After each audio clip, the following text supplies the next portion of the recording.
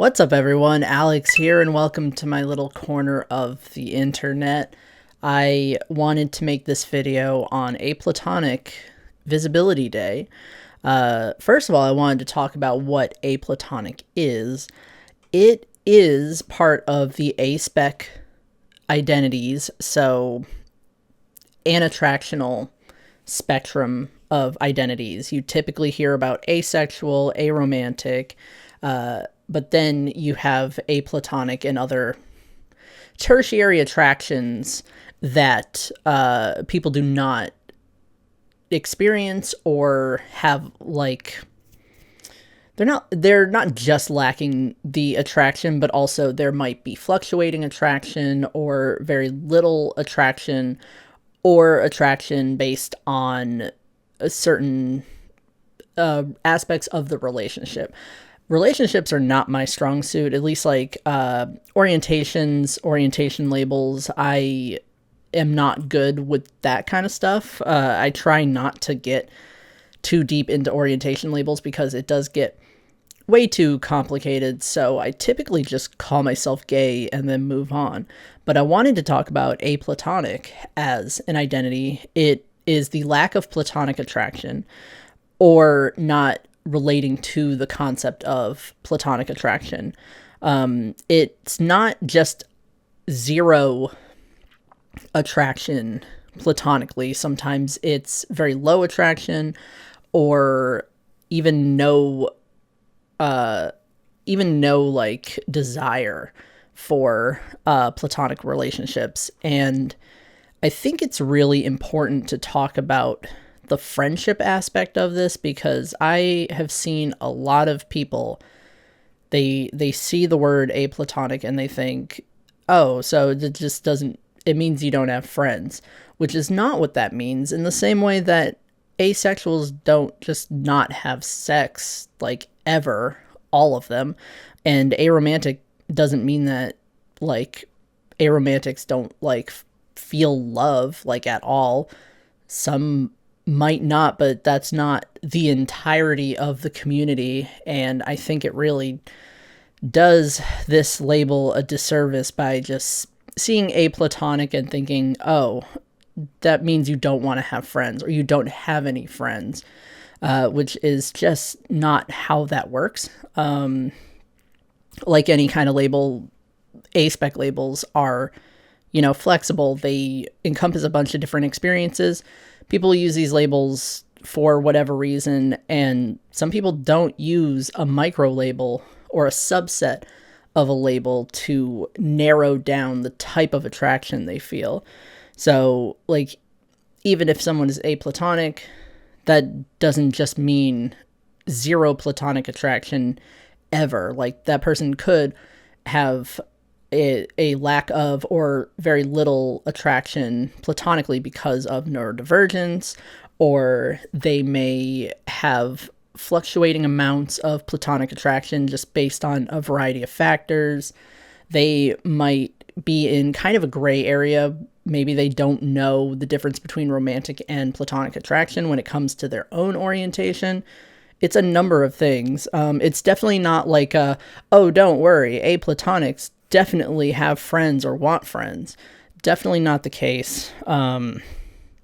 There's a lot of people who will pop in and be like, oh, don't worry, asexuals still have sex, or aromantic people still feel love, because, like, it's not a bad thing if they don't do those things. So it's really not a bad thing if aplatonic people don't seek out friendships. This video doesn't have a script. I'm looking at the aplatonicinformation.com. It has a ton of information on what aplatonic means, what platonic attraction is, and the whole spectrum of feeling platonic attraction or the lack thereof. And the reason why I brought this up is because I believe that I am aplatonic. And I don't know, I've been very slowly kind of taking this label on and talking about it on my main blog on Tumblr at Stormy Talks, but I haven't really, like, definitively said that I am aplatonic, mostly because I do feel a little out of place, because aplatonic typically intersects with other aspec identities. Typically, aromantic people might be aplatonic, or asexuals might be aplatonic. It's complicated for me, and the one thing that really helped me out was that I found I wonder where this was. I found a blog belonging to someone who is allo everything else, so not aspec. It would mean that you're allo. So like if you're not asexual, you're allosexual. If you're not aromantic, you're alloromantic. So this person is aplatonic, but like allo everything else.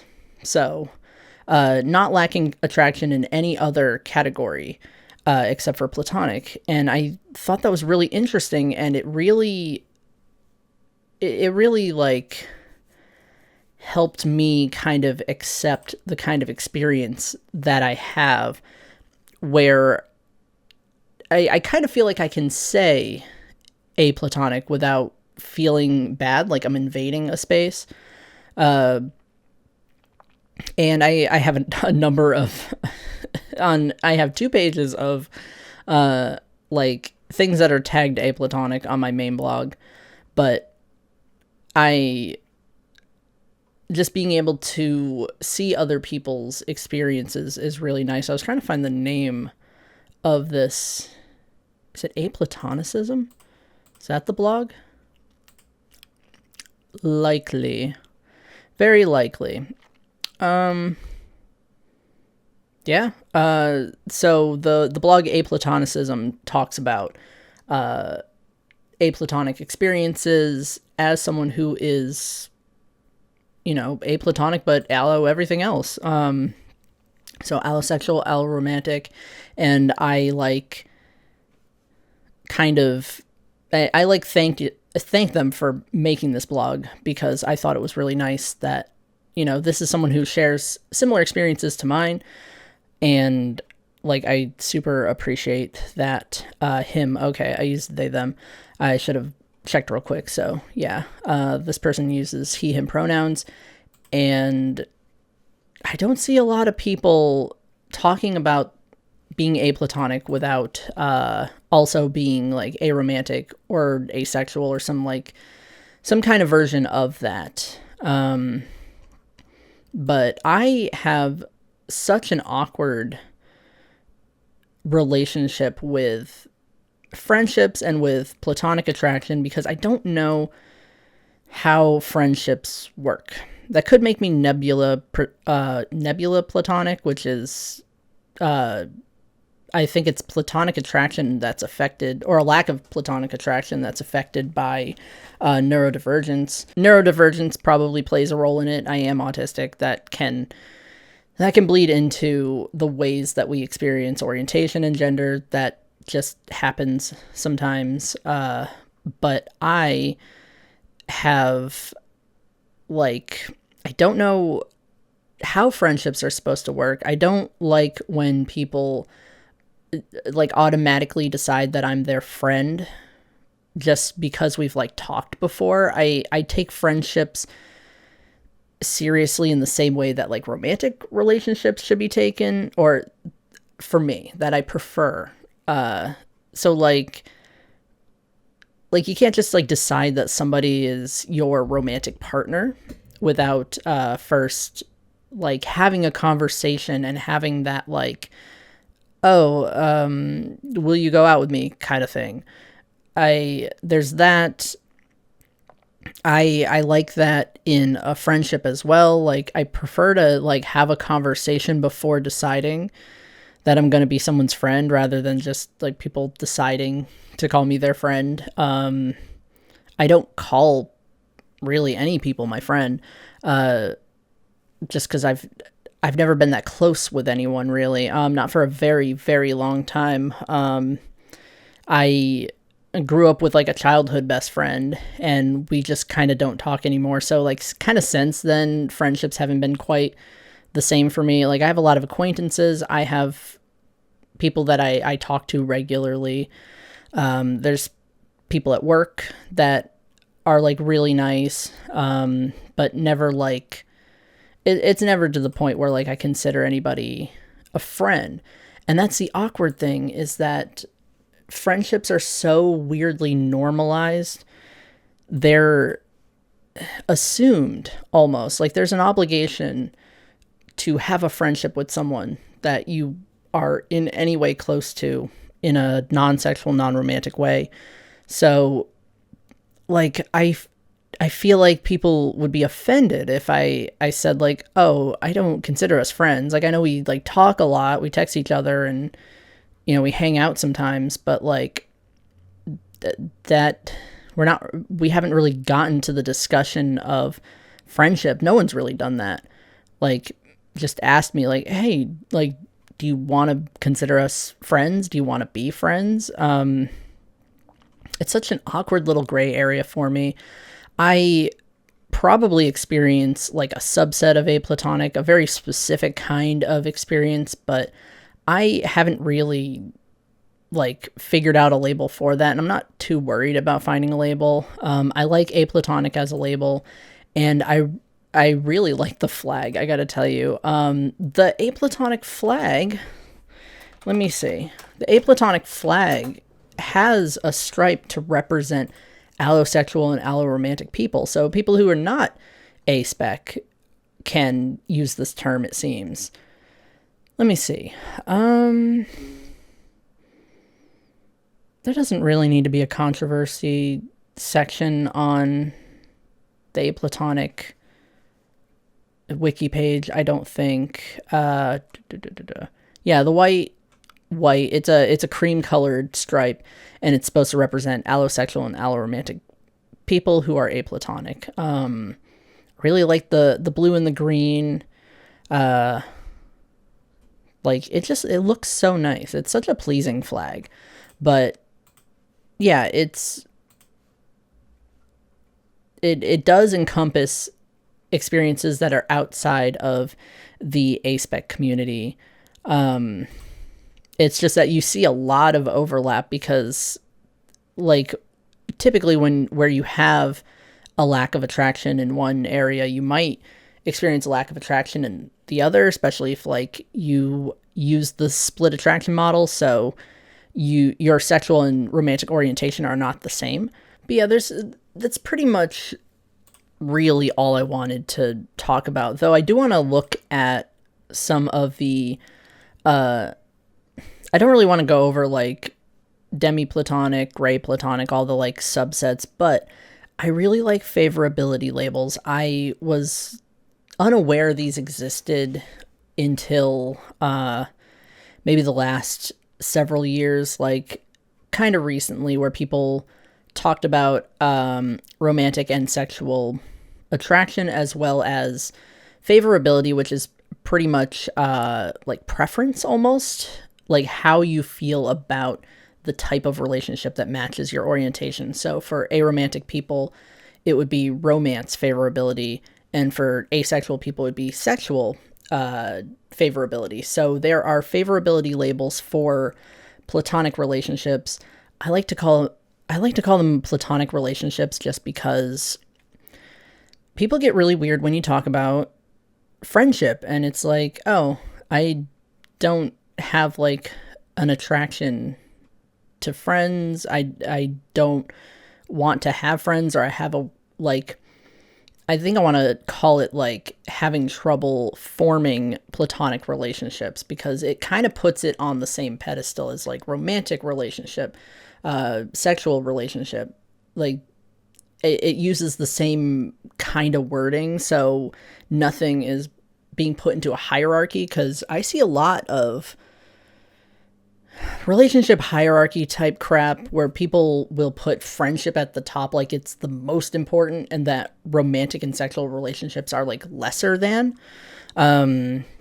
because I see people wanting to value friendship as important as allo people value romance and sex, but for some reason it kind of flipped around and turned into like friendship is like the thing you gotta feel. You got to have platonic attraction, and people like forget that not everybody is in that category. Not everybody puts friendship above everything else. I put romantic and sexual relationships above friendship. And I don't think that makes me a bad person, and I'm not going to, like, with no nuance, like, place my romantic relationship over my friendship with someone. Like, that's not going to just be an automatic, like, oh, this person's more important than you. Like, that's not how that works. But I hate hierarchical views of relationships. I was so about that when I was in high school, because I was a little shit, and I thought that my romantic and sexual relationships were more important than my friendships. And now it's kind of that way, but it's more like I don't feel attraction in one of those areas. So it's more like a non-applicable, like, it's not that one's more important than the other. It's just that one dominates my life more because of my orientation. So the really roundabout way to explain that, because like I said, orientation is not my strong suit. I do not know how to navigate orientation labels. I just say I'm gay and I get over it. And sometimes I'll say I'm aplatonic, but I don't talk about it a lot. Not until like very recently. Anyway, favorability labels. I'm so sorry. So if you're friendship favorable or Plato favorable, it means that you enjoy friendships and may even actively desire them. These labels also work with other identities. So romance favorable is a thing. Like, you could replace the type of relationship with another one, and there's a favorability label for it. Friendship indifferent means indifferent to having friends. Doesn't necessarily desire or avoid friendship. I think I'm somewhere in between these two. Indifferent, and then friendship averse, which is averse to having friends, desires not to have friends. I think I'm kind of in between the two. It depends. I feel like when people are getting too close to me platonically, I kind of clam up and I build a wall around me. I am very open with people about myself until that other person starts to get close to me. I know there's a word for that. Again, I don't want orientation micro labels for myself. I think that just complicates things. But I know there's probably what Frey Platonic. I'm on the website. Why am I searching? There's definitely, I'll find it, but there's definitely a word for that. Like, when the other person starts to feel the same kind of attraction, the attraction goes away. It's either Lithlatonic, Lithoplatonic, or Frey Platonic. I have to look that up. Could be Cupio Platonic. I don't know. No, Cupio is when you want friendship. You wish to have that friend, like, you wish to have a platonic relationship, but you lack the attraction for it. Whatever. Friendship repulsed by friendship, also might be repulsed by expressions of friendships or depictions of friendship. I'm not friendship repulsed. Some people are. Friendship ambivalent, mixed feelings on having friends, does not strictly fit any of the above categories or moves between them. Oh, well then that's the word for it. I said I was kind of in between indifferent and averse. It's friendship ambivalent, or Plato ambivalent. Somewhere on this website there's like a million billion terms. Gallery? Terms. Oh, I see. Okay. Oh, good. So, reciprocate. Come on. I know it's here. I like that there's a search. Lithlatonic is an aplatonic spectrum label. That would be Apple spec, APL. Defined as feeling platonic attraction that fades away upon being reciprocated and or acted upon, or having no desire to act on it and or have it reciprocated. Let me click on it because it cut off. Lithplatonics may or may... Lithplatonics may or may not choose to continue a friendship or platonic relationship after attraction fades, assuming they pursue such relationships in the first place. I think I'm more like yeah, if they reciprocate, I kind of clam up, but if I'm already in, like, my platonic attraction doesn't always fade when I'm in a friendship with someone. Maybe it does. I don't know. I'm weird with people. I I do these YouTube videos, but I am so weird with people. I'm not great at the peopling thing. I don't like the Lith platonic flags or any Lith flags in general. I mean, no hate to the people who made these flags.